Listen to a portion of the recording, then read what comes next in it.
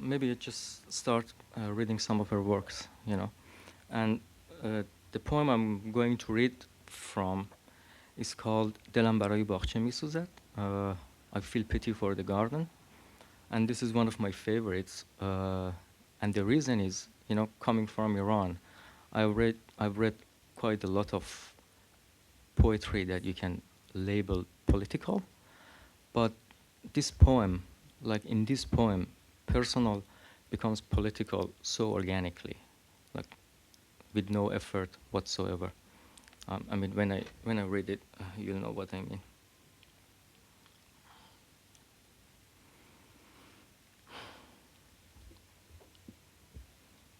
No one thinks about the flowers. No one thinks about the fish. No one wants to believe that the garden is dying, that the garden's heart has swollen under the sun, that the garden's mind is getting empty of green memories ever so slowly, and the garden's emotion is like something abstract that has rotten in the garden's seclusion. My brother calls the garden a graveyard. My brother laughs at the confusion of greenery and counts the fish corpses which are turning into rotten particles under the water's thick skin. My brother is addicted to philosophy. For my brother, the garden's healing lies in its destruction. He gets drunk and punches walls and doors and tries to tell that he's extremely agonized and weary and disheartened. He takes his despair like his ID card and calendar and handkerchief and lighter and pen to the street and bazaar. And his despair is so small that every night it disappears in the hustle and bustle of the bar. The garden of our yard is lonely. Father says, my time has passed. My time has passed. I carried my burden and did my share. And in his room, from dawn to dusk, he either reads Shahnameh or Nasikh al-Tawarikh. Father says to mother, God made them all the fish and all the birds. When I'm dead, what difference does it make if there is a garden or there is not a garden? My retirement salary is enough for me.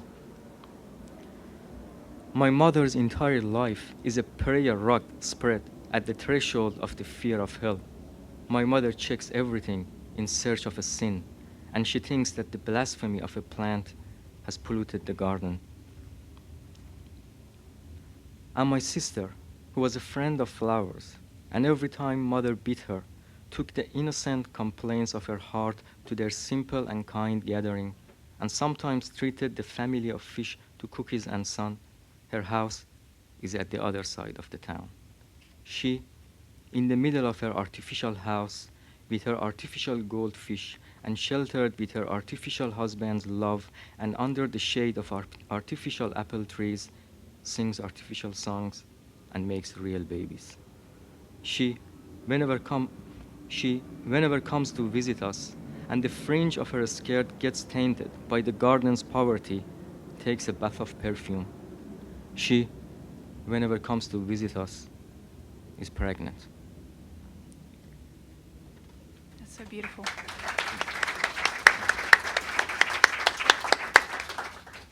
Do you want to read that for us in Farsi?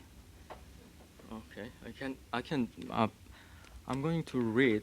May not read the exact same bits and pieces, but because I don't want to keep looking for them. So let's see if there is. Sorry, this isn't.